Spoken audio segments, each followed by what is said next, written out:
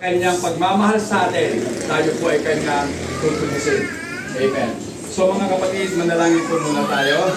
Panginoong Jesus, muli po, kami po ay lumalapit sa iyo. Nagpapasalamat sa pagkakataong ito, Panginoon, na kami po ay binigyan mo ng pagkakataon na makapakinig ng iyong mga salita. Marami pong tao na natulog pero hindi na po nagising. Meron naman pong gising pero hindi nakauunawa ng iyong mga salita. Salamat po, Panginoon, dahil ikaw nga po ang pinanggagalingan ng kaunawaan na meron po kami. Hindi po sa pinag-aralan, hindi po sa kakayanan, kundi sa iyong kapangyarihan, Panginoon. Kaya Lord, samahan mo po kami sa umagang ito. Ito po ang aming samot dalangin sa iyong mga kapangyarihan at banal na pangalang Jesus. Amen and amen. The Word became flesh. Ang salita ay nagkatawang tao o naging laman, mga kapatid. Pakibasa po, John 1:14. Ano pong sabi doon? Naging tao ang salita at nanirahan sa piling namin. Nakita namin ang kaluwalhatiang tunay na sa Kanya, bilang kaisa-isang anak ng Ama. Siya ay buskos ng kagandahang loob at ng katotohanan. And the Word became flesh and dwelt among us. And we beheld His glory, the glory as of the only begotten Son, the only begotten of the Father, full of grace and truth, mga kapatid. So, kung atin pong uunawain pong mabuti, ito po ay isa sa pinaka-dakilang misteryo o hiwaga na atin pong naranasan sa buhay na ito. Bagamat hindi po lubusan nating maunawaan, pero maliwanag na sinasabi po dito, ang salita ay nagkatawang tao. Amen? Di ba misteryo po yun? Hiwaga yun dahil walang tao na pwedeng magsalita at ang salita niya magiging kung ano ang kanyang sinabi. Diyos lamang ang pwede gumawa ng gano'n, mga kapatid. Amen. At dahil po dito, nakita natin, nahawakan po natin, nakita natin ang kanyang kaluwalhatian. Amen. Katulad ng kaluwalhatian na sa bugtong ng Ama, puspos ng biyaya at katotohanan. Mga kapatid, maliwanag na sa pagparito ng ating Panginoon, dala-dala niya po ang biyaya. So yung biyaya, mga kapatid, ay ibinigay ng Diyos doon sa mga tao na hindi po karapat-dapat pagbigyan. At tayo po yun, mga kapatid. Amen? Tayong mga makasalanan, tayong mga nasadlak sa putikan, ay binigyan ng Diyos ng kanyang biyaya. Ang ibig sabihin, mga kapatid, binigyan po tayo ng kaligtasan ng ating Panginoon. We are saved by grace alone. Amen?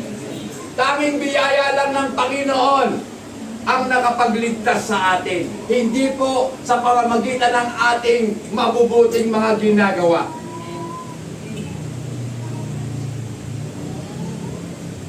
At dahil po dito, mga kapatid, atin pong natutunan at tinanggap ang katotohanan. Amen. Sapagkat hindi mo naman tatanggapin kung hindi mo alam, kung hindi mo natututunan na ito palang si Jesus ang siyang katotohanan. Amen. Amen. Mga kapatid, ang ating pong paksa ngayong umaga ay tumutukoy po sa tinatawag na theological concept of incarnation.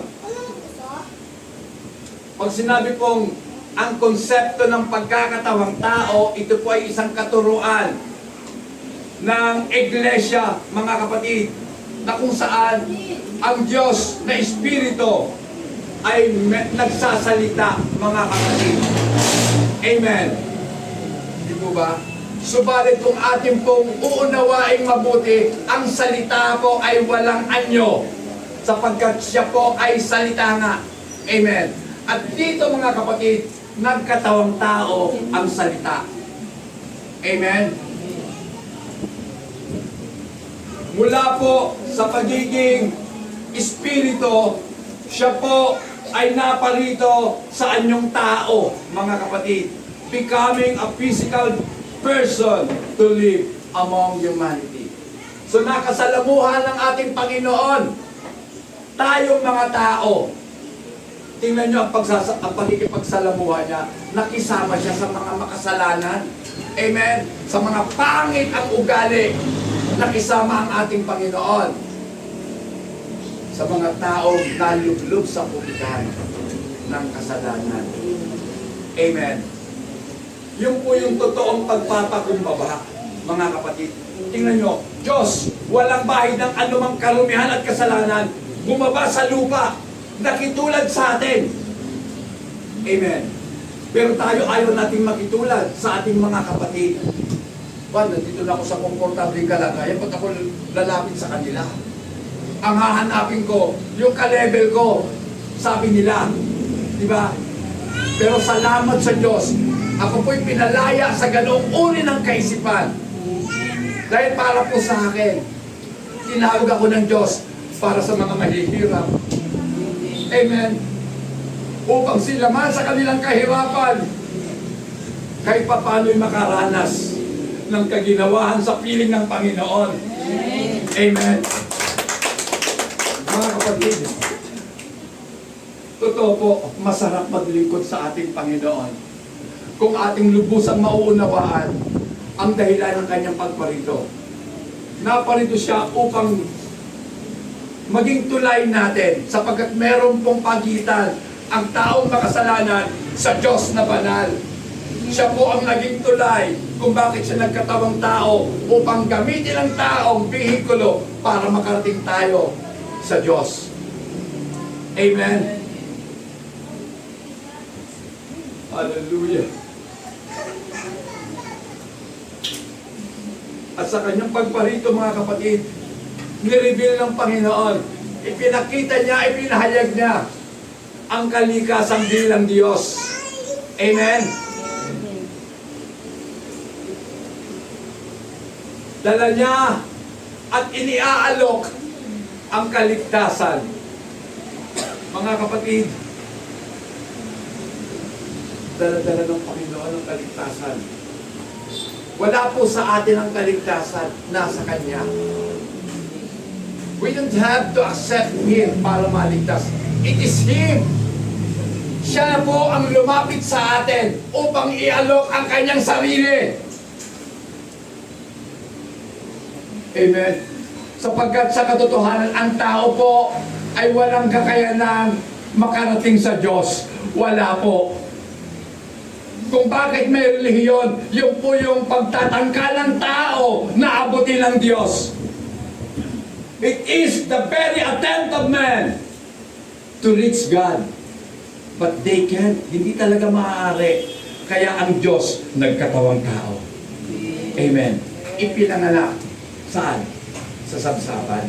Tulad nga po ng ipinangaral ko nung nakaraang linggo, ang sabsaban hindi po kahoy yun. Yung po ay batong inukit. At doon kumakain ang mga hayop, mga kapatid. Pato yun, matigas. Diba? At meron po siyang parallelism. Meron po siyang kaugnayan sa kamatayan at pinaglibingan ng ating Panginoon. Saan pa siya inilibig? Sa bato, sa doon din sa bundok, inukitan po yung bato at doon siya inilagay at tinakpan ng bato ang pintuan. Amen. Kaya ang Panginoon, siya po yung bato ng ating buong kaligtasan. The rock of our salvation. Amen.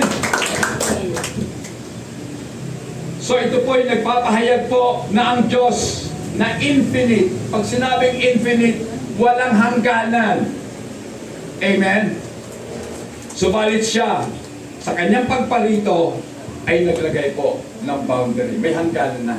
Sapagkat siya nasa pisikal, mga kapatid, makikita mo, mahahawakan mo, nagutom, napagod, uminom, nauhaw. Diba? Mga kapatid, yan po yung mga limitasyon ng tao na naranasan ng ating Panginoon. Amen. Eh tayo po, nakaranas na ng ginawa, ayaw nang bumalik sa kahirapan. Diba? Paminsan-minsan balik din tayo sa ating pinanggalingan. Amen? Kaya nga ako, gusto ko talaga mapabilang at makilala among the poorest of the poor. Kasi, hindi yata ako bagay sa level ng mga mayayaman. Amen.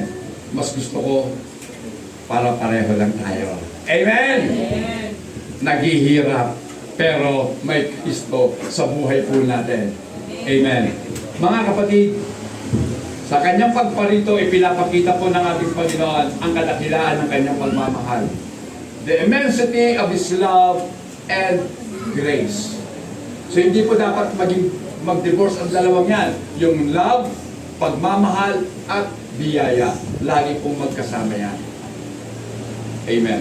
So pag-usapan po natin ang incarnation. Ano ba talaga yung pagkakatawang tao? Incarnation, the central doctrine of Christianity. Jesus, the Word of God, the Logos, manifested in the flesh.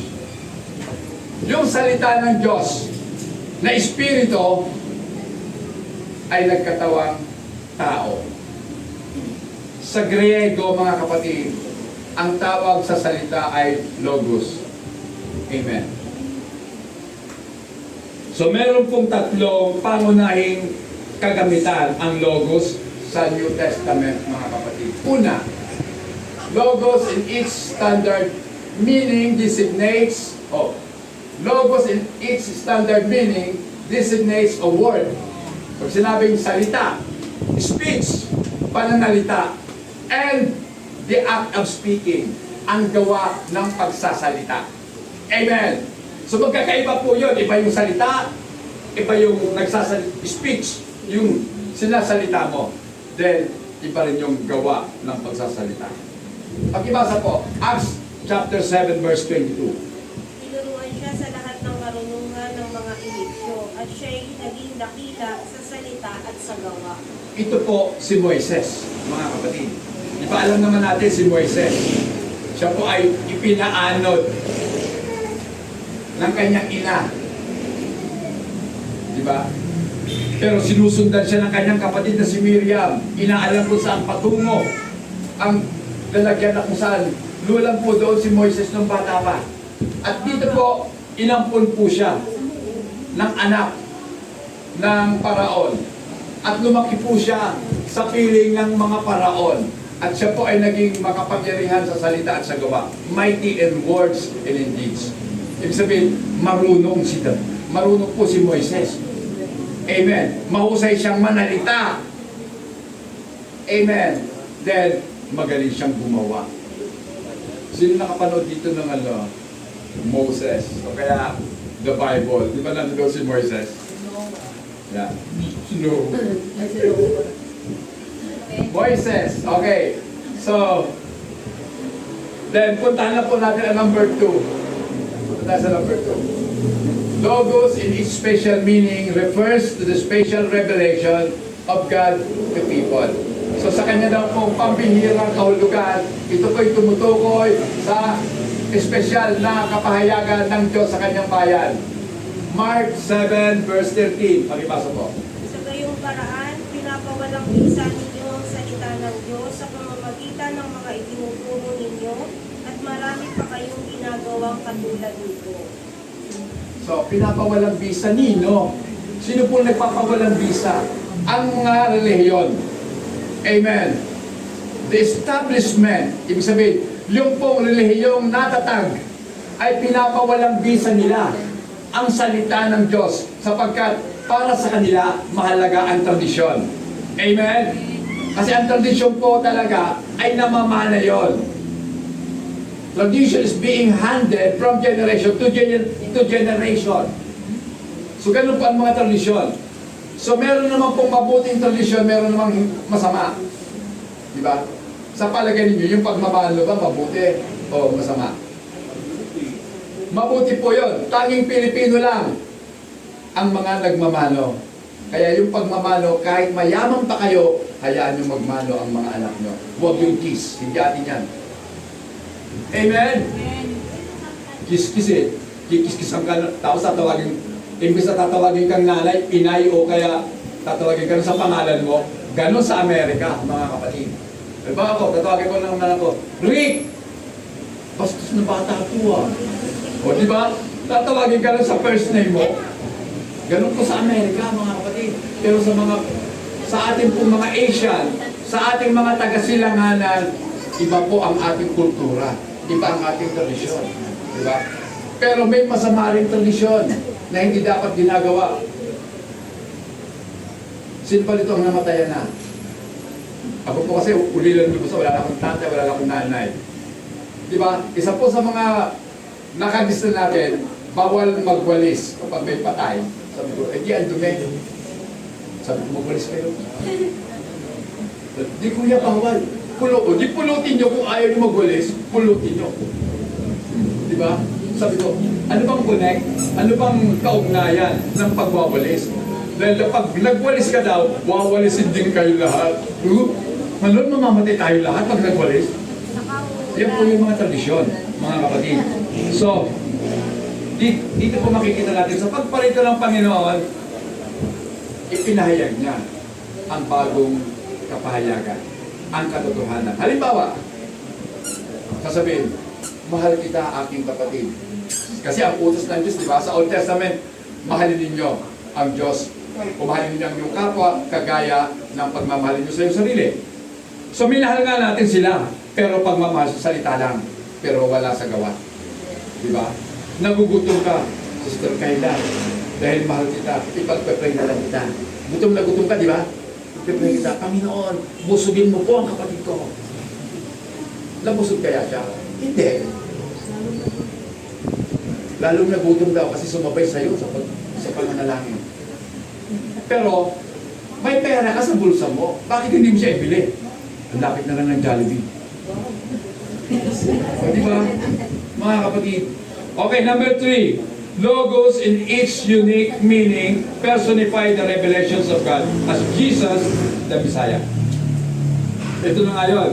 John chapter 1, verse 14, binasa na natin niya kanina. So makikita po natin, ang pinakapambihirang kahulugan ng salitang Logos ay nasaksihan nung ipinanganak ang ating Panginoong Jesucristo. Siya po'y naparito upang maging tagapagligtas ng Messiah. Okay. Ngayon, mga kapatid, pag-usapan po natin yung 4 na pangunahing features ng incarnation. Una, mga kapatid, the mystery of incarnation. Ang hiwaga ng pagkakatawang tao. Mga kapatid. Okay. The mystery is something that is difficult to understand or explain. Alam naman natin yan, na ang hiwaga po, kahit ano pang pabarabaliktad natin dito, hiwaga nga mahirap intindihin, mahirap maunawaan, mga kapatid. Tama? Pakibasa nga po, maganda yan. John chapter 1, verse 1 to 5. Nang pasimula ay naroon ang salita. Ang salita ay kasama ng Diyos at ang salita ay Diyos. Sa pasimula ay kasama nga ng Diyos ang salita. Nilikha ang lahat ng bagay sa pamamagitan niya at walang anumang nalikha nang hindi sa pamamagitan niya. Verse 4. Nasa kanya ang buhay at ang buhay ang siyang ilaw ng sangkatauhan. Nagliliwanag sa kadiliman ng ilaw at hindi ito nagapi kailanman ng kadiliman. Amen. So balik natin doon sa verse 1. Gusto kong i-explain na mabuti. Ito po sana yan. In the beginning was the Word. Sa pasimula ay salita. Diba? So, pag binuksan mo ang Bible, pambungad ka agad sa pasimula ay salita. Amen. So, ibig sabihin, nagsasalita ang Diyos. Amen. And the Word was with God. At ang salita ay kasama ng Diyos. Ako ba at ang salita ko magkahiwalay? Saan nagagaling ang salita ko? Sa loob. Amen. So, hindi dapat naghihiwalay. Ibig sabihin, isa lang ang nagsasalita. Ayun ay Diyos. Okay. And the Word was God. At ang salita na ito ay Diyos. Amen. Verse 2. He was in the beginning with God. Sa pasimula pa, kasama niya na ang Diyos. Hindi po dalawa yun Sa pasimula pa, kasama na ng salita ang Diyos. Mula nang ako'y ipinanganak, kasama ko na ang aking salita. Tama? Hindi nga lang ako nakakabigkas ng mga salita, maiintindihan ng tao. Pero yung pag-iyak ko, ito ay isang halimbawa ng pagpananalita. Amen. Diba? Kasi may boses na lumalabas.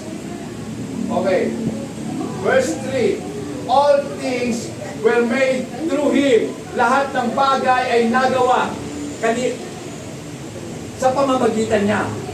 So, lahat ng bagay nagawa sa pamamagitan nino ng salita. Sa madaling sabi, ang salita ang lumikha. Amen? Kung ang Diyos ang lumikha, paano ginawa ng Diyos ang mga bagay? Di ba? Siya yung nagsalita. Alam naman kung susunod, kung salita, magsalita ka na. Lumikha ka na. Ano, dalawa silang Diyos? Isipin yung mabuti mga kapatid. Napakasimple lang naman eh. Kasi, bagamat ito'y hiwaga, binigyan tayo ng Diyos ng kaunawaan upang ating matalos at maintindihan ang hiwaga ng pagka-Diyos. Amen. All things were made through Him. And without Him, nothing that was made, or nothing was made that was made. Kung wala siya, wala pong magagawa. Amen? Kung wala yung salita, wala magagawa. Diba? Sa palagay nyo, sample na lang sa ating sarili. Diba? Inisip mo sa sarili mo, pagbangon mo, babangon na nga ako. Di ba bumangon ka? Nagsalita ka. Pero yung salita mo, sa isip lang. Tama? Pagbangon mo, maglilinis na ako. Hindi pa gumagawa ka na talaga, naglilinis ka na. So nangyayari yung sinasalita mo. Bakit? Kasi lahat ng bagay nagpapasimula sa isipan. Then yung isipan natin, pakikilusin ang ating katawan. Amen. Ngayon, Sister Marife, kasi extension si Sister Marife. Kasi accepted din ako doon dati. Nung ako po'y nasa operating room, gustuin ko mang galawin ang pako. Hindi ko magalaw. Bakit? Ginawang paralisado ng mga doktor. In-injection po ako ng anesthesia, wala ka talaga magagawa. Wala nang pakiramdam eh. Di ba? Kaya ako po yung naniniwala na ang patay hindi umaangal. Kahit na noong araw ang pag-iimbalsa mo, tinatagal talaga ang mga lamang loob. Wala magagawa yun kasi patay na eh. So ganun tayo. Diba? Ang taong patay sa espiritu, kahit anong pangangaral, hindi nakakaunawa. Amen? Yes. Kasi patay nga siya. Maliban na maghimala ang Diyos, bigyan siya ng buhay, doon lamang siya matututo at magkakaroon ng pakiramdam. Amen? So ito mga kapatid, tingnan natin. Verse 4, ano sabi? In Him was life. Sa Kanya ang buhay. At ang buhay ang siyang liwanag ng sangkatauhan. Alam niyo mga kapatid, kung uunawain natin mabuti, sino ba nito nag-aaral ng physics o kaya science na lang, simpleng-simple. Di ba? Ang buhay ay liwanag. Dahil kung ang isang halaman, halimbawa, halaman dalhin mo sa napakadilim na lugar, wala talagang liwanag. Hindi natin pinag-uusapan pa yung sikat ng araw. Yung liwanag na lang.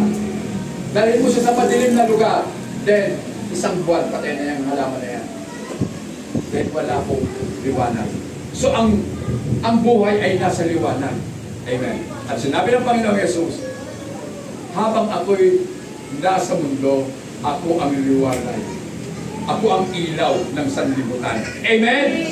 So, siya talaga ang buhay. Dahil sa Kanya nanggaling ang buhay. Okay. Verse 5. And the light shines in darkness, and the darkness did not comprehend it. So, nagningning ang liwanag sa kadiliman. Pero, may problema. Ang kadiliman, hindi siya maunawaan. Amen? Hindi nakakaunawa ang kadiliman ng kaliwanagan. Dahil ang totoo nga, kapag dumarating na ang liwanag, ang dilim umaalis na. Diba? Tingnan nyo. Sino ba nito maaga nagigising? Si Brother T, maaga magising eh. O si Sister Weng. Pag nagbulok ang liwayway, di ba? Siyempre, gabi pa. Madilim. Tapos unti-unting sisikat na ang liwanag. Makikita natin yan. Sa amin kasi sa probinsya may bundok eh. So makikita mo talaga yung guhit ng liwanag. Gumuguhit po yun. Mataas. So unti-unti na pong natataboy ang dilim. Pumapasok ang kaliwanagan. Amen? So ganun po ang nangyayari mga kapatid. Kapag si Kristo sumikat na sa puso mo, mawawala na ang kadiliman dito. Amen? Palakpakan po natin ang ating Panginoon. At dito po sinabi ni John, John makes it clear that the Word was God and eternal.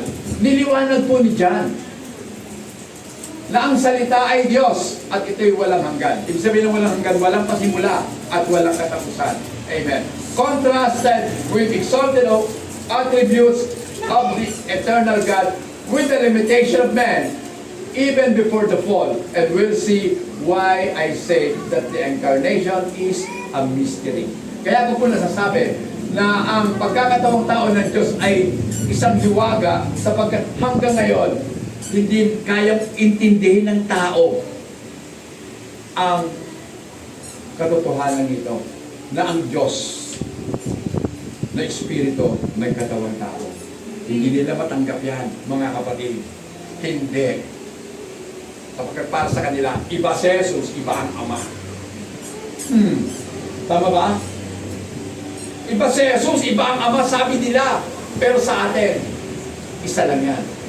Yung Ama na Espiritu, hindi nakikita, nagkatawang tao. Hindi na po kinakailangan mag-utos pa ang Diyos. Kung mahal mo ang anak mo, alam mo sabihin mo, hoy, kalaro ng anak ko, ibigay mo nga yung puso mo sa anak ko kasi uoperahan siya. Yung pa pagmamahal mo, hindi ba kung talagang mahal mo ang mga anak mo, anak, hindi ba rin akong mamatay, mabuhay ka na, ibibigay ko ang puso ko sa'yo. Diba? Siyempre pag binigay natin ang puso, okay na tayo, sila mabubuhay. Kaya ba natin ibigay yun? Mga kapatid, yan po ang gustong ipakita at ipaunawa sa atin ng ating Panginoon. Ganyan na tayo kamahal. Siya'y namatay para tayo mabuhay, mga kapatid. We admire and take pride those who start low and ascend to great heights, and we pity those who are exalted and descend to lower status. In incarnation, the eternal Word of God became flesh. Di ba mga kapatid, totoo naman ito eh. Hinahangaan natin at natutuwa tayo na kapag ang isang mahirap ay umangat sa buhay. Hindi kasi tayo mga crab, hindi tayo mga talangka. Amen? Tayo po ay nagiging tungtungan lang nila para umangat sila sa buhay. Ang isang totoong Kristiyano, payag siyang maging basahan, malinisan lang ang paa mo. Amen? Payag akong apakan mo sa likod para lang maitas ka at maging equal kayo ng iyong kapwa. Diba? Mga kapatid, maganda yung gano'n. Diba? Kaya nga, ito, tingnan niyo mga kapatid ha, BPT, naaawa tayo. Ako po, nung makita ko po yung post sa FB, nagsalita si Sarah Vizcaya. Parang nakakaawa, di ba? Paano ang mga anak ko? Huwag kayong maawa doon. Paano naman ang mga anak namin? Paano yung mga mahal namin sa buhay na nalunod dahil sa bahang ginawa mo? Paano sila? Ikaw, may anak ka, kami wala na. Diba? At ang totoo, siya mismo. Kaya tayo mga magulang, huwag tayo ang maging instrumento sa kasamaan ng ating mga anak. Yung mag-asawang yan, nagturo sa mga anak nila na para maging mga magnanakaw din pagdating ng araw. Napanood nyo ba? Yung sinabi ni Vivo? Totoo yun, mga kapatid. Dahil hindi magsasalita yun. Na walang katotohanan. Ilang milyon? 21 years old pa lang yung pangalan niya. pinamahalan ng mundo sa binigyan ng isang korporasyon. Ang puhunan, 100 million mahigit. Anong pangalan ng kumpanya? Sabi ng bibig ko, ginawa niyo pang santo sa mga kumpanya nyo. Samantalang kayo, hindi kayo mga santo. St. Matthew, St. Gerard, ano ba? St. Timothy. Wala na lang St. Peter. Oh, di ba? Lahat ginawang santo, panakip sa kagagawan ng demonyo. Amen? Amen. Ilang bilyon ang ninakaw nila sa kaban ng bayan. Pagkain na sana yun ng mga mahihirap na mamamayan. Diba? Ayun, maaawa tayo sa kanila. Hindi na sila nagsisisi. Amen? Mga kapatid, yan po yung hiwagan. Kailangan maintindihan natin. Pwera na lang kung kahabagan ng Diyos ang Diskaya family. At makilala nila si Kristo. Pero alam nyo, kung makikilala nila si Kristo, ibabalik nila 4 times pa ang mga ninakaw nila. Kasi yan ang biblical eh. Diba? Si Matthew nga, yung sabi niya, makasampung ulit niyang ibabalik yung mga ninakaw niya, mga kinupit niya. Kasi siya po ay nasa BIR eh. Siya po yung maniningil ng buwis eh. Diba? Nung nakilala niya si Kristo, ibabalik niya. Doble-doble pa sa kanyang nakuha. Amen. Yun po yung totoong nagsisisi. Mga kapatid. So, kaya, ito po eh.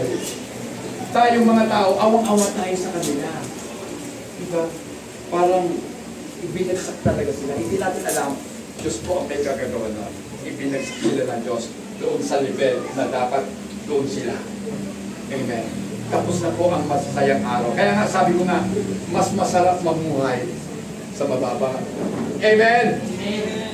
Kasi kung umangat ka, maaalala mo lagi, doon ako nang galing, babalik ako doon. Ibabalik ko. Kung ano man meron ako, isi-share ko sa kanila. Sino ba'y nag-share? Hindi! Oh. Pag hindi ka nag-share, hindi ka sa Diyos. Amen?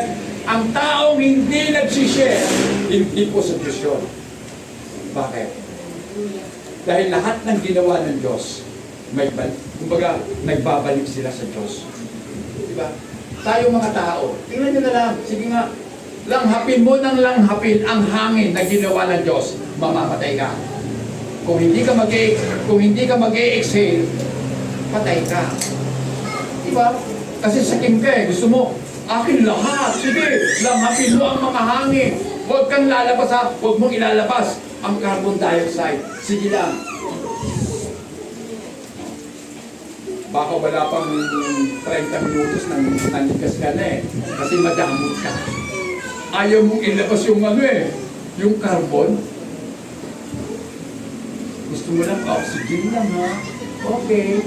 Bibigyan kita ng oxygen. Pag na-hospital ka na, pero may bayad yun. O di ba? May bayad ng oxygen. Pero tayo, nagbabayad pa ng hinihinga natin? Hindi! Hindi ka tayo nagpapasalamat sa Diyos. Di ba? Kaya kung tayo magising sa umaga, praise God, nagising po ako. Okay. Mga kapatid, number 2, there is a beauty to the incarnation. Ang una po, may hiwaga sa pagkakatawang tao. Ikalawa, may kagandahan sa pagkakatawang tao ng ating Panginoon. There is a beauty to the incarnation. Pakibasa po, Hebrews 2:17. Ano sabi? Kaya't kinakailangang matulad siya sa kanyang mga kapatid sa lahat ng paraan, upang siya'y maging isang pinakapulong pari na mahabagin at tapat, na naglilingkod sa Diyos at nag-aalay ng handog para mapatawad ang mga kasalanan ng tao. Amen. So ito po yung ganda, mga kapatid. Hindi gandang panglapas, kundi ganda ng kalooban. Amen? So, ito na nga eh, ipinakita na lang ating Panginoon yung kanyang pagbabahagi ng kanyang buhay para sa atin. Amen. So, siya po ang naging pampalubag loob para sa ating mga kasalanan. Ibinigay niya ang buhay niya para mapawi ang buot ng Diyos sa kasalanan. Amen. That is propitiation, mga kapatid. Pampalubag loob. Diba? Pag magkaaway kayo, anong ginagawa? May peace offering, di ba? Uy, pati na tayo, ha? Bakit? Ganun lang, salita lang. Ay, ito, meron ako. Yan. May roses. O kaya, may chocolate. Ay, hindi pala. Diabetic ka nga pala. Rose na lang. Diba? So, ganun mga kapatid. Ang Panginoon, dahil mahal niya tayo, buhay niya ang ibinigay niya. Amen. Para daw tayong mga kapatid, makita na siya talaga ay nakaaangat sa ating lahat. Pag pinag-usapan po ang kahabagan o kaawaan, then yung pong katapatan, mas lamang ang ating Panginoon. Totoo, hindi po tayo kasing tapat ng ating Panginoon. Pero sinisika po natin, pinipilit natin maging tapat sa ating Panginoon. Amen. So, mga kapatid, ang ating Panginoong Jesucristo, naparito, wala pong siyang bahid ni anumang kasalanan. Nakitulad sa tao, merong isang bagay lang, ang kaibahan ni Kristo sa atin, siya hindi nagkasala, samantalang lahat tayo makasalanan. Amen. At dahil nga po dito mga kapatid, siya po yung perpektong halimbawa ng tupa na dadalhin po sa katayan. Amen. Kinakailangan ihandog na ang kanyang buhay para sa kabayaran ng ating pong mga kasalanan. So wala kasing tao na hindi nagkasala. Tama? Ngayon, kung si Kristo ay tao lang, tulad ng sinasabi nila, dito dati, nandoon na, tao lang daw si Jesus. Pero, maliwanag ang sinasabi ni Apostol Pablo sa Roma 3:23, lahat nagkasala. Amen? At walang umabot sa pamantayan ng Diyos. Diba? All fall short of the glory of God. Lahat fall short. Lahat tayo nagkulang. Hindi tayo sumakto man lang. Amen. Kaya nga, ang kasalanan, ano ba ang characteristics ng kasalanan? Nanggaling po sa ugat na salitang sala. Diba? Pag sabing sala, mintis. Hindi mo tinamaan yung bullseye. Sala ka. So may bullseye ang Panginoon. Dapat doon tayo. Pero napakahirap nun. Wala eh. Walang pwedeng tumama. Siya lang ang pwedeng tumama. Amen? Yan ginawa niya. Dahil siya lang, magkakatawang tao na lang ako. At yan mga kapatid, ang hiwaga ng pagkalikha sa atin. Amen? Dahil tayo po ay kinopya sa Kanya. Hindi siya kumopya sa tao nung siya nagkatawang tao. Hindi. Ito na yung padron. Ito na yung gayahan niya. Kung siya magkakatawang tao, yung sarili niya. At doon nga tayo ginaya sa Kanya. Anong sabi ng Panginoon? Let us make man in our image. Tama? Mali na naman sila sa aral nila. Ang aral nila, hindi daw physical, kundi mga spiritual attributes. Ang tanong ko nga, may image ba ang spiritual attributes? Wala, di ba? Paano mo bibigyan ng image ang love? Ano bang hugis ng love? Ano bang kulay ng love? Wala yun eh. Kasi spiritual yun. Mga kapatid, hindi nakikita. It is an attribute of God. Pero, pag sinabing image, let us make man. Make na eh. In our image. Gawin natin ang tao. Ayon sa ating wangis. O larawan. May larawan bang hindi makikita? Sino ba dito may kupas na larawan? Larawang kupas. Huwag niyong idala. Huwag niyong dadalhin doon sa ano ha. Yung Boss Toyo. Boss, ibebenta ko to. Kasi lumang-luma na itong larawan na to. Larawan ng Diyos. Meron ba larawan ng Diyos? Huwag mo nang hanapin pa. Manalangin ka na lang yung sarili mo. Ikaw ang larawan ng Diyos. Amen. Kaya mamuhay ka ayon sa kalooban ng Diyos. Amen. Dahil tayo ay binabasa ng buong mundo. tinitingnan. Eh kung nasenggo ka, ay, si Kristo ba nasenggo? Ba hindi? Eh pasuray-suray ito eh, nahulog pa nga sa mangbang eh. Kaya sumuka pa nga. Di ba nakakahiya? Christian ka? Sabi mo lang. Eh yung sinasabi ko, professing Christian.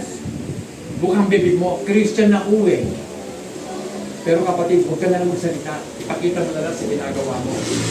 Amen? Amen. Pakita mo sa gawa. Christian ka. Di ba? Na hindi ka nang dadaya. Tapat ka. Marunong ka magmahal. Saan? Doon ba sa kaibig-ibig? Hindi.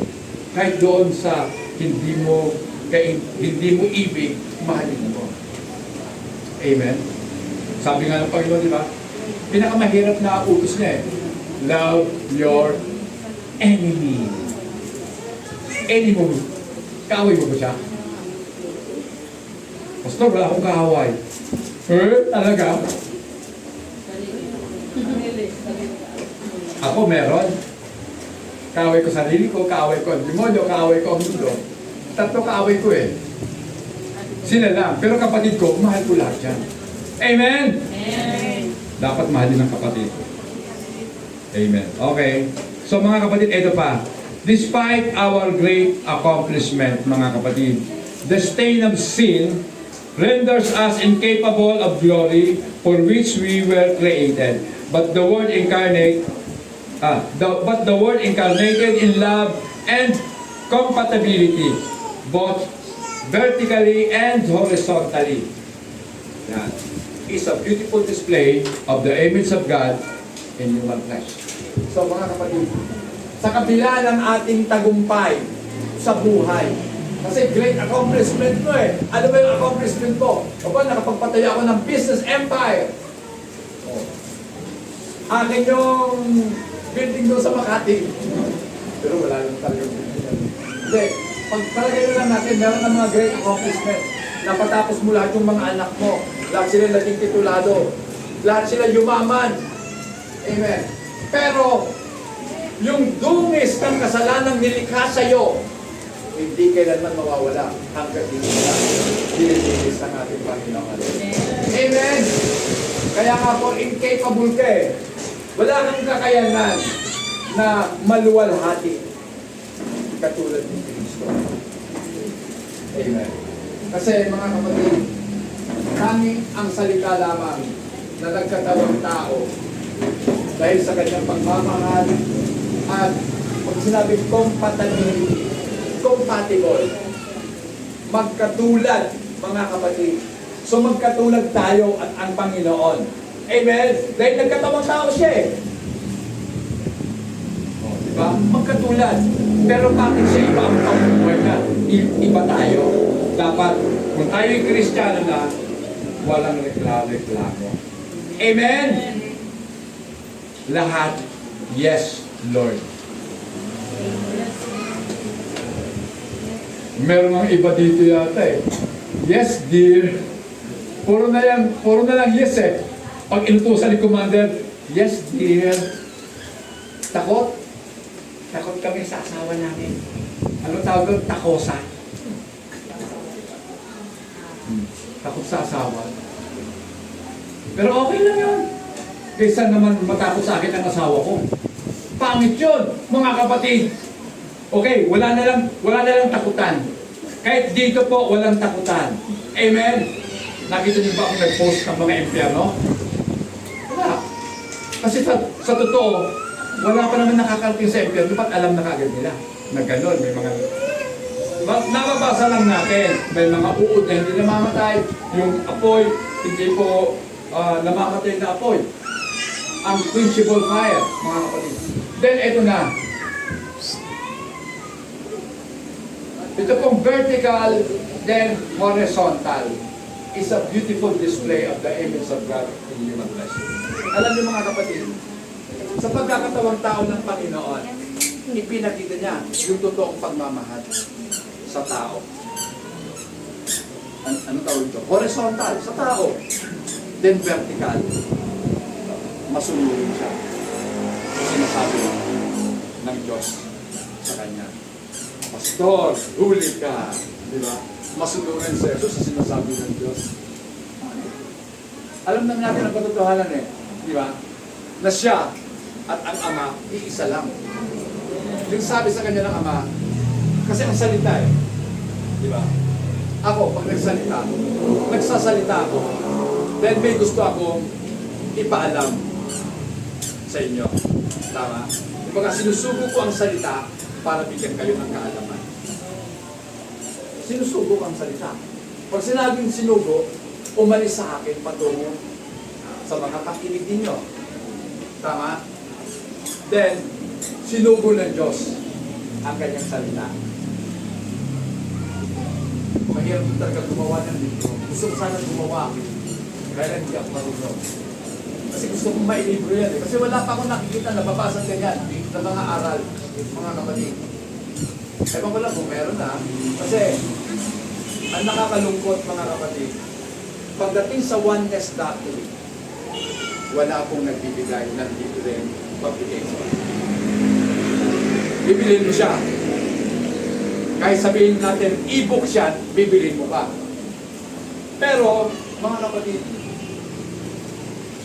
bakit ang dami-dami ng mga Trinitarian, libre mo masisearch ang libro nila. Pwede mong i-download talaga. Magsasawa ka. Pero, thank God mga kapatid, ang mga reference book ko, kadalasan, Trinitarian. Pero, kinakailangan lang isclean mong mabuti, salain mong mabuti yung mga aral nila. May mga aral sila na hawig sa aral natin. Kaya nga lang ang problema, hindi talaga nila matumbok yung diretsong aral. Nandoon na eh, lumihis pa. Di ba? Sabi ko, sayang. Pero alam ko na yun, kaya aayusin mo na lang. Yan na. Search nyo, monergism. Iba yung synergism, iba yung monergism. So, monergism po ako. Pero, ingat kayo doon. Pag hindi nyo maintindihan, tanong nyo na lang. Tawagin nyo ako, dito na lang tawag siguro, diba? Pag meron kayong Wi-Fi. Okay. So, mga kapatid, number 3 po, ay hindi, basahin muna natin yan. Colossians 2:9. Colossians 2:9. Sapagkat ang buong kalikasan ng Diyos ay na kay Kristo sa kanyang pagiging tao. Tama. Ang buong kalikasan, buo. May naiwan ba sa Diyos? Wala. Yung buong kalikasan ng pagka-Diyos na kay Kristo sa kanyang pagkakatawang tao. Halimbawa, meron bang tao pwedeng lumakad sa ibabaw ng tubig? Wala. Meron bang tao pwedeng sabihin sa hangin, tumahimik ka, tumigil ka hangin. Alon, pumayapa ka. Wala. Diyos lang. Meron bang tao pwedeng bumuhay ng patay? Wala. At ako'y hindi naniniwala sa mga nangangaral na yan na sila'y nakakabuhay ng patay at nakakapagpagaling ng karamdaman. Imposible yon mga kapatid para sa kanila. Dahil kung totoo na lang sila nagpapagaling, kung ako man ay may kapangyarihan magpagaling, mawawalan ng negosyo sa mga private hospital. Pupunta na lang ako doon. Lahat sila ilirehanso. Ano ba sakit ng cancer? Sa pangalan ng Jesus, gumaling ka. Gumaling ka. Gumaling ka. Tumba kayo lahat. Di ba? Makakakita kayo ng patumba-tumba. Meron po mga preacher. Ingat kayo doon sa mga preacher na pag ganon. Tumbahan lahat. Ano? Sabi ko nga, sana makausap ko na kahit isa sa kanila. Kasi, wala sa Biblia yung ginagawa nila eh. Diba? Pero ang tao nga, nadadaya. Amen? Dahil si Satanas, ang siyang ama ng kasinungalingan. The father of lies, mga kapatid. Di ba ang daya, sinungaling? Kasinungalingan yun, kaya ganda dinadaya eh. So mga kapatid, ganyan tayo. Philippians chapter 2, verse 6 to 8. Kahit taglay niya ang kalikasan ng Diyos, hindi niya ipinagmilitang manatiling kapantay ng Diyos. Sa halip, pusa niyang binitawan ng kanya ang pagiging kapantay ng Diyos at namuhay na isang alipin. Ipinanganak siya bilang tao at siya'y maging tao, nagpakumbaba siya at naging masunurin hanggang kamatayan. Aging ito man ay kamatayan sa krus. So, ang sabi po dyan, ipinanganak siya bilang tao. Kung tao lang si Jesus, bakit pa siya naging bilang tao? Kung tao ka talaga. Diba? Hindi ba nila naiintindihan yun? Simpleng-simple lang na logic, mga kapatid. Siya'y naging tao. Eh kung tao ka, hindi ka na magiging tao pa. Tao ka na nga eh. Diba? So, ibig sabihin, meron siyang previous, meron siyang pinanggalingan na dating kalagayan. Ano yun? Siya'y Diyos. Pero hindi niya itinuring maging kapantay ng Diyos. Kasi nung siya nagkatawang tao na, hindi niya na itinuring ang sarili niyang kapantay pa ng Diyos. Amen? Diba? Naging masunurin pa nga siya eh, sa Diyos. Ang kanyang pagiging masunurin hanggang kamatayan, sinunod niya ang sinasabi ng Diyos. Mamatay ka para sa iyong mga minamahal na bayan. Amen. At kayo ang bayan ng Diyos. Mga kapatid. Kayo yon. Tayo po yon, mga kapatid. Ngayon kung tayo ang bayan ng Diyos, dapat nakikita sa buhay natin ang Diyos mismo. Amen. Okay, punta na po natin. Number 3, the necessity of incarnation. Bakit kinakailangan ba talaga ang incarnation? Pag sinabing necessity, kailangan ang pagkakatawang tao. In our fallenness, we were unable to do the will of God. Sa ating pagiging taong masama, wala tayong kakayanang gawin o sundin ang kalooban ng Diyos. We are unable to pay the debt for our sin. Wala tayong kakayanang bayaran ang ating pong mga kasalanan. When Jesus came into the world, sabi po sa Hebrews chapter 10, verse 5, ano sabi? Dahil dyan ang si Kristo'y naparito sa daigdig, sinabi niya sa Diyos, at sinabi niya sa Diyos, Hebrews 10:5. Opo. Ang mga pangalay, pati mga handog at mga kayo na handang sunugin, hindi mo na ibig sa dambana sa ibig. Hindi mo kinalimutan ang mga handog na sinusugod. Sumaliwan. Ang mga handog upang pagkakas ng kasalanan. Kaya inihanda mo ang aking katawan upang maging handog. Sabi doon, inihanda ng Diyos ang katawan ni Kristo upang maging handog. Amen. Kasi hindi na nalulugod ang Diyos sa mga handog at mga alay na ginagawa ng tao. Amen. Kasi nandito nga po sa paghahandog ang corruption. Diba? Kaya nga sabi ng Panginoon, hindi kayo pwedeng maghandog ng mga tupang may diferensya. Eh tayo, ganun tayo eh. Oh, ibibigay ko sa Diyos, tama na to. Di ba?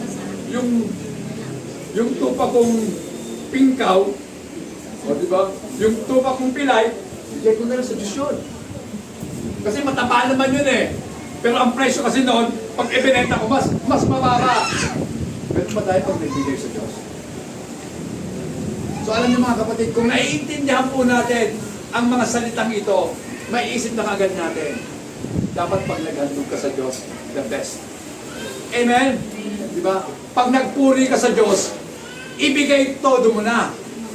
Ibigay mo ang lahat para sa Diyos. Amen? Hindi yung nakareserve ko. Kakaya eh. Ganun-ganun lang. Tapos, praise the Lord. Praise the Lord. No. Hindi ka ba makasigaw? System na lang, hindi ba? Isigaw natin ang ating pagpupulot para salamat sa Diyos. Amen! Amen! Pagpumalat sa tayo sa Diyos. Pinakailangan pinakamalakas.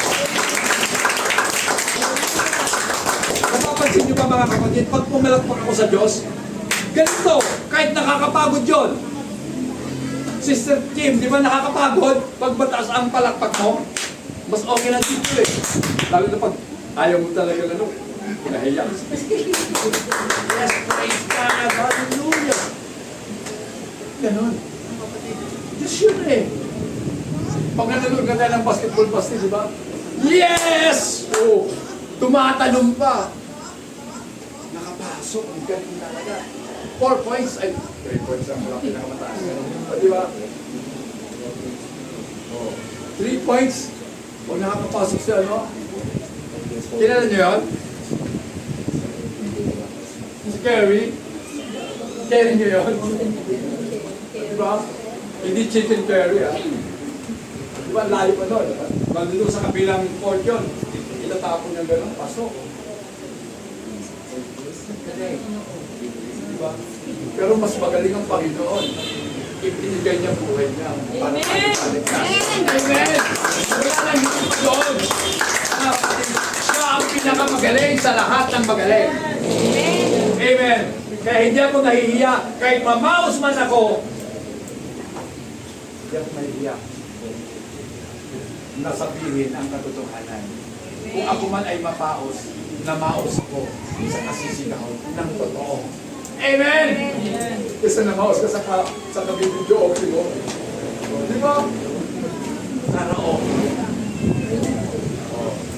Okay po, pakibasa. First, 2 Corinthians 5:21 ang sabi. Hindi nagkasala si Kristo, ngunit alang-alang sa atin, siya'y itinuring na makasalanan, upang sa pakikipag-isa natin sa Kanya ay maging matuwid tayo sa harap ng Diyos. Ito po ang kinakailangan natin. Kinakailangan talaga natin laging nakikipag-isa kay Kristo. Sapagkat ang ating pakikipag-isa kay Kristo ang nagpaging matuwid sa atin sa harapan ng Diyos. Amen! Once na umalis ka sa Panginoon, hindi ka na magiging matuwid. Dahil ang katuwiran natin ay si Kristo. Amen! Diba? Hindi ka nagpagod. Sumampalataya ka lang. At dahil sumasampalataya ka, susunod ka sa kanyang sinasabi. Amen. Diba? Then, 1 Peter chapter 2 verse 24 ang sabi.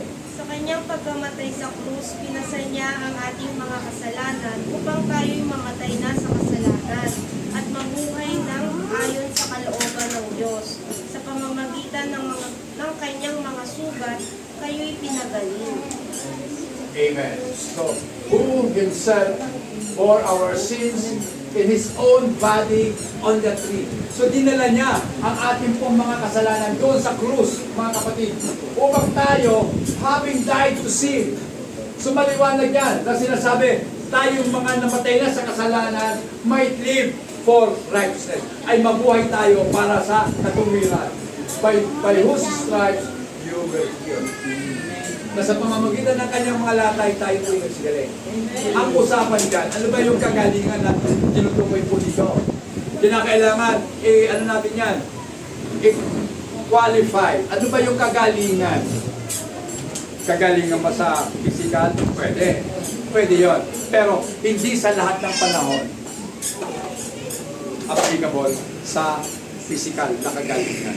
Kasi ang physical na kagalingan, pwedeng gumaling ka nga sa lagnat mo, magkakaroon ka naman ng UTI. O di ba? Magkakaroon ka naman ng kidney problem. Di ba? Ang dami mo magiging sakit.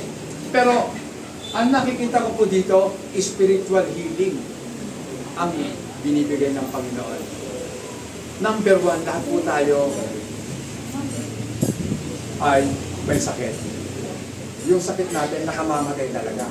Yung kasalanan. Sin.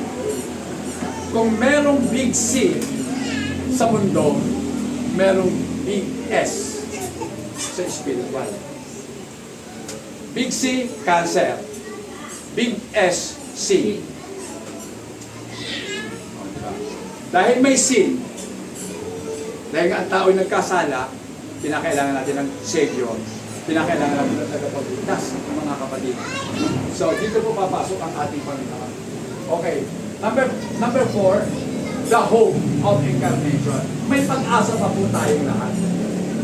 At ang pag-asa po ito nakasalalay po sa pagkakatawang tao ng ating Panginoon. Even apart from sin, humans are limited creatures. Tayo daw po ay mga nilalang na limitado lamang ang kakayanan. And because of sin, we inherited evilness. Ito po, binago ko to. Kasi, sabi nila, ang kasalanan na i-inherit. Hindi po totoo yun. Bakit namanahin ko ang kasalanan ng tatay ko, hindi ko naman ginawa yun? Di ba? Pero ang minamana natin, yung resulta ng kasalanan ginawa ng ating mga magulang. Anong resulta nun? Pagiging masama mo. Amen? That is evilness. Diba? Kadalasan sinasabi, inherited sin. Bakit? Mababasa nga natin sa sa Ezekiel, na bakit daw, sabi ng Panginoon, ang anak, hindi niya mamalahin ang kasalanan ng kanyang ama. Maging ang kasalanan ng ama, hindi pwedeng ibigay sa anak. Imposible yun eh. Hindi ko naman ginawa yun, bakit ako? Diba? So, lahat po tayo, may minana. Ang minana natin, magiging masama. Bata pa lang yan, sanggol pa lang, masama na yan. Kaya pag hindi mo siya naturuan, lalaki siya, ubod ng sama. At dahil masama siya, gagawa siya ng mga kasalanan. Amen? Yun lang naman eh. Bakit ang Diyos hindi nakagagawa ng kasalanan? Sapagkat siya good. God is good, sabi nga natin. God is good all the time. Dahil siya good at ang tao ay evil, kinakailangan talaga ng tao ang Diyos. Then, 2 Corinthians 4:16, pakibasa po. Kaya't hindi kami nasisiraan ng loob kahit na humihina ang aming katawang lupa. Patuloy namang pinapalakas ang aming espiritu araw-araw. Totoo po yan mga kapatid. Sa akin totoo yan. Kahit na unti-unti lang nanghihina ang aking katawan, syempre tumatanda na eh. Hindi na ako pwedeng tumakbo ng napakalayo. Kailangan ko ng maglakad, pahinga na lang. Lakad-lakad na lang. Then pag may time, takbo ulit. Pag nakapagpahinga, lakad na naman, takbo na naman. Ganun na lang. Pero noong araw, takbo talaga. Ay, hindi na kaya. Diba? Patunay, paggising mo sa umaga, ang sakit, ang tuhod. Diba? Huwag ka na magtakain ng taong ka na. Diba? Okay, sige po. Pakibasa. 1 Corinthians 15, 53 hanggang 54. Ang ating katawang nabubulok ay mapapalitan ng hindi nabubulok. At ang katawang namamatay ay mapapalitan ng katawang hindi namamatay. Kapag ang nabubulok ay napalitan na ng di nabubulok at ang may kamatayan ay napalitan na ng walang kamatayan, natupad na ang sinasabi sa kasulatan, nalupig na ang kamatayan, lubos na ang tagumpay. Amen. Nalupig na ang kamatayan. Lubos na ang tagumpay. Dahil nga po, kung mamamatay man tayo, ito po ang pag-asa natin. Ang mamamatay lang, mga kapatid, itong katawan na may kamatayan. Amen. At itong katawang may kamatayan ay papalitan ng katawang wala ng kamatayan. Katawang may pagkasira, katawang wala ng kasiraan. May pagkasira, bakit? Nagme-maintenance na tayo eh. O, di ba? Si Sir Senny, ilan pa maintenance mo? O, di ba? Ako po, 2. Kami po 4. High blood. May diabetes pa. So, di ba? So, mga kapatid, pinakailangan natin yan eh. Kung gusto po natin makapaglingkod pa sa Panginoon, pinakailangan mag-maintenance tayo. Kasi kung hindi ako mag-maintenance, baka mamatay na ako ng maaga. Oh. Ayaw ko naman nun, dahil gusto ko, hanggat nabubuhay pa ako, hanggat may lakas pa, naglilingkod pa sa Panginoon. Sa paglilingkod sa Diyos, wala po dito, retirement. Hindi mo kinakailangan mag-retire. Ang retirement po natin, pag patay na tayo, wala, tapos na talaga. Katulad ni Pablo, masasabi rin natin, nakipaglaban ako ng mabuting nakipaglaban. And now, I finished the race. Ngayon, natapos ko na ang karera.